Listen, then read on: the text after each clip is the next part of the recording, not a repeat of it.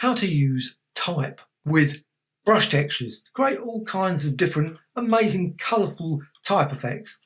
So this is in Photoshop CC220, but you can use it in 219, 218, etc. Though the patterns are slightly different in those earlier versions.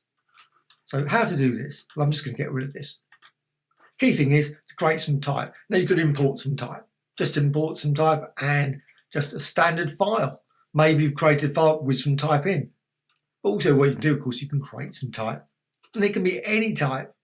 So it could be, you could obviously spend some time typing out something, but you also can just simply just drag and then get the good old lorem ipsum.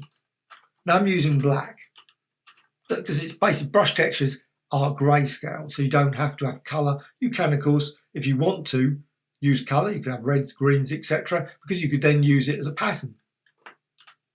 I've got that type there, and I'm just going to quickly duplicate it. So copy and paste, and press turn. Now, if you might want to resize it a bit, just so you can put it up against there and put it there. So you haven't got much of a gap in your pattern.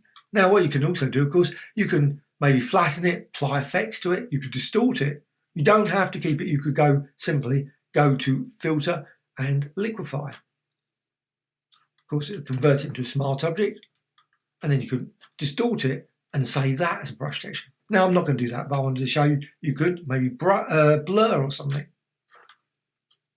Just going to flatten it. Edit and define pattern. Now, what you could also do is you could go edit and define as a brush preset. And the reason I could use it as a brush preset is that then I could use that brush with the pattern as a texture, so you could create even more. You can use any type of brush. Don't have to use the brush that I'm going to use. So I'm just going to cancel. I don't want to do that. You could. So once you've defined it as a pattern, now I'm going to go to the brush tool. Now, there's a whole range of options. Of course, you could use different blending modes, different opacities. I've got 30% now. I don't want that. Now I'm using the standard soft round, as in the general brushes. There's, of course, hundreds of other brushes you could use, legacy brushes. Just select one of those and use things. And a whole range of different designs are available because of that. So go there and maybe set the size a bit bigger than that. 108, yeah, something about 380, 400. The document's 1,600 by 1,600. Going to clear that, so just go there, fresh document. What you can then do, you've got shape dynamics. Now, I don't need to set shape dynamics. I'm just going to turn that off. The key one here is texture, but you could also go to color dynamics. So you could say set the foreground, background jitter, so you could get different colors. Obviously depends on the color setting there. So just same as that. You can see each, you can go there, foreground jitter, apply per texture, a tip. And you can create a variety of different, and also you can of course modify hue jitter there. So you can create a whole range of different, maybe turn that off and get different colors there. You may want that or maybe not. But I'm just going to show the texture feature. So color dynamics is possible as well if you want to create some interesting color design. But the key thing about this tutorial is the texture bit. So texture, and I'm just going to go to the, now I've created some earlier. So now I've used Myriad Pro, but I could use any other. Maybe you could create like 20 different types in different angles, maybe at 90 degrees, 180 for your type, the pattern preset.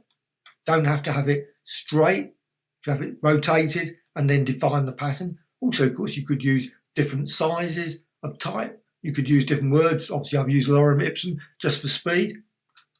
So there's that preset and it's selected. What you can also do now is you've got the preview down here. Preview is really useful. It sort of matches the end result. So you can just see there. I'm going to go with black so you can see it a bit more clearly. Now you can modify the scale, so you can apply your type there. And you can see obviously the dividing for the document I created. You can change the scale. And you could of course spend more time producing maybe a circular type design. Maybe use selections to define different areas for your type to create interesting, more unusual designs than just what I've created. Now you've got brightness, you can modify that, you can reduce that down or increase, just keep it about the middle. Contrast, you can vary that as well, have it there, up to you, just what you want from your brush. So you can vary the contrast, vary the brightness. Texture each tip, personally I prefer to keep that on, and height. Depth, keep it about 6%, depth jitter, 0, you can vary it if you want, and control off. And then you can apply it. And now of course what you can do, you can apply different sizes. So you can quickly add different designs that way, or maybe bright there. And of course what you can do, you can go and change colour. So you don't have to apply it all. Now this will be very hard if you were using just a fill or something or a pattern. Now one problem with this of course is that there's no, and I don't know why there isn't, a rotate feature in this brush texture, the scale. Also there's no shift. So you've got it's a bit of a problem in terms of how to move it slightly offset. So there's a couple of controls I would love to have seen added to this, but sadly they're not. What you can also do, you can use invert. You can see you can get it in the opposite. So just apply it like that.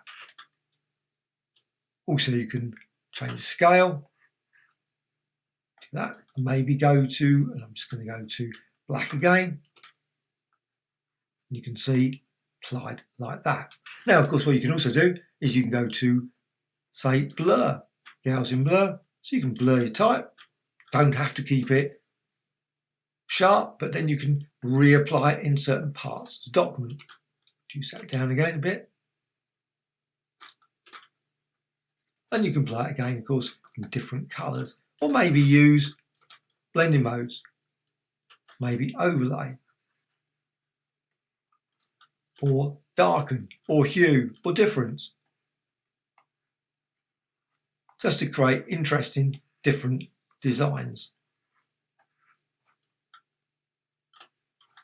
Now I'm just going to put that back, all about there. And another thing you can do, you can apply them on layers. So instead of just going on to one layer, what you can do is go to layer, add new layer. Just add brush stroke there, maybe a different colour. And again, you can vary the scale. So decide, go for a bigger design there. Change the colour again. Now, once you've done that, what you can also do, of course, a layer, you can move it. You resize it as well. So you can just move that layer around. Also, you can rotate it. So you can create rotated designs very quickly. Maybe duplicate it down by holding down the Alt Option key. And just create multiple copies of that design. And maybe rotate that one. Or maybe go to Layer and you go down to Smart Object, convert it into a Smart Object. Maybe add Layer and Layer Style, Drop Shadow. Maybe not, it's quite extreme, that drop shadow. Reduce that down, change it there, just so you've got a bit of a drop shadow. Also, edit and transform. You could use maybe warp, just to warp the type.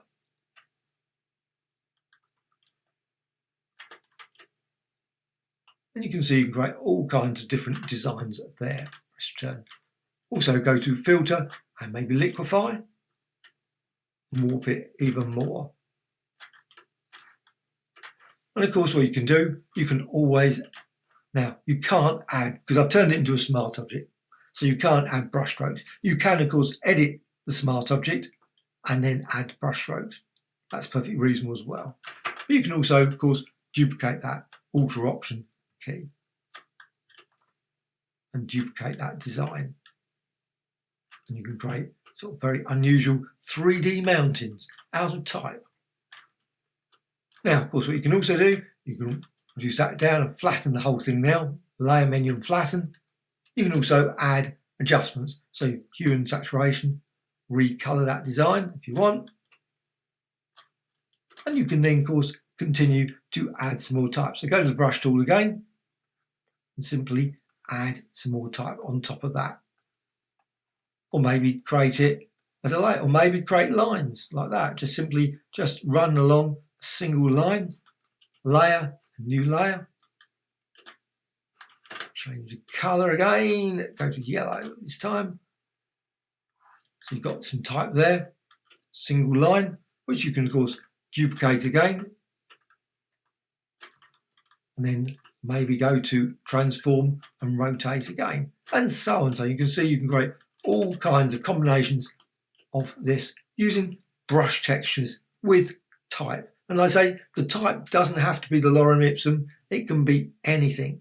Can be also can also be decorative designs depending on the font that you use. So there's a whole range of different designs you can use simply using this brush tool and brush settings. That's the key one, and texture.